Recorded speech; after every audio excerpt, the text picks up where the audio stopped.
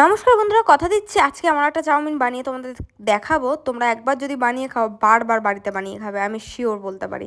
প্রথমে আমি এখানে একটা কড়াইতে জল বসিয়ে নিয়েছি, 1 চামচ লবণ দিয়ে দিয়েছি। আর তারপরে এখানে আমার ভেজিটেবলস লাগবে, দেখো এগুলো। আর আমি এখানে জলটা গরম হতেই, উষ্ণ গরম হতে আমি এখানে চাউমিনগুলো দিয়ে দিয়েছি। আমি এখানে 10 টাকার প্যাকেটের 1.5খানা চাউমিন দিয়েছি, মানে একটা প্যাকেট ফুল দিয়েছি আর একটা হাফ দিয়ে দিয়েছি। এটা আমি আস্তে আস্তে বয়েল করে নেবো। আর এখানে আমি সবজিগুলো কেটে নেবো, যেহেতু একাই ক্যামেরা ধরতে হচ্ছে, তো ওই জন্য দেখাচ্ছি। প্রথমে আমি ক্যাপসিকাম কাটলাম, তারপরে এখানে বিনস, এখানে পেঁয়াজ কালি, তারপরে আছে এখানে গাজর কেটে নিলাম সব কুচি কুচি করে। নেক্সট কাটবো এখানে বাঁধাকপি না পাতাকপি, কোনটা বলো কেউ, জানি না আমি। তারপরে নেক্সট এখানে পেঁয়াজ কেটে নিচ্ছে একদম কুচি কুচি করে, দেখতেই পাচ্ছ সব কিন্তু সুন্দর করে ঝিরিঝিরি কুচি কুচি করে কাটলাম। আর লাস্ট লঙ্কা, এটা ঝালের জন্য তোমরা নাও দিতে পারো যারা ঝাল পছন্দ করো না, তাছাড়াও কিন্তু একটা হালকা ফ্লেভারও আসে কাঁচা লঙ্কার। এখানে আমার চাউমিন সেদ্ধ হয়ে গেছে, আমি সেই কড়াইতেই আবার তেল দিয়ে দেবো, সামান্য একটুখানি তেল।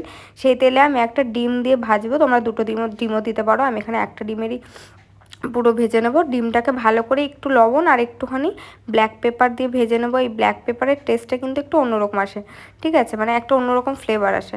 তো ব্ল্যাক পেপার নিয়ে ভালো করে ঝুরু ঝুরু করে ভেজে নেবো। আর সেইখানেই দিয়ে দেবো বাটারের মধ্যে একদম অল্প আদা রসুনের পেস্ট, মানে এটা পেস্টও বলা যায় না, ওই ওপরে জলটুকু শুধু একটুখানি দিয়ে দিয়েছি।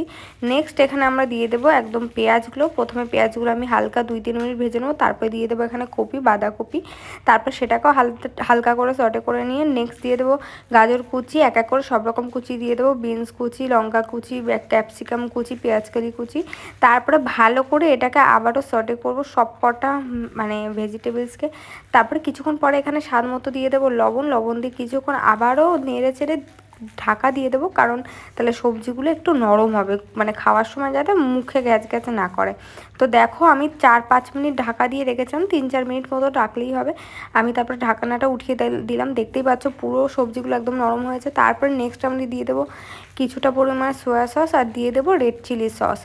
এই দুটোকে দিয়ে ভালো করে আবারও লো আছে ভালো করে মিক্স করতে হবে খুব সুন্দর করে। আর তখনই দেখবে একদম গন্ধটা এত সুন্দর আসে প্রথম থেকেই, হ্যাঁ দারুণ একটা মানে খেতে ইচ্ছা করে। তারপরে যেখানে আমার কাছে না মিষ্টি সস ছিল না, মানে টমেটো সস, ওই জন্য আমি কিছুটা পরিমাণে চিনি দিয়ে দিলাম। তোমাদের কাছে সস থাকলে তো কোনো ব্যাপারই না, সস দিয়ে দেবে।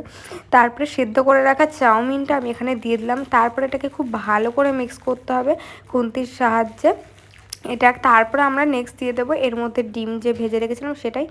আর লাস্টে দেখো কি দারুণ, মানে খেতে দারুণ হয়, একবারও বানিয়ে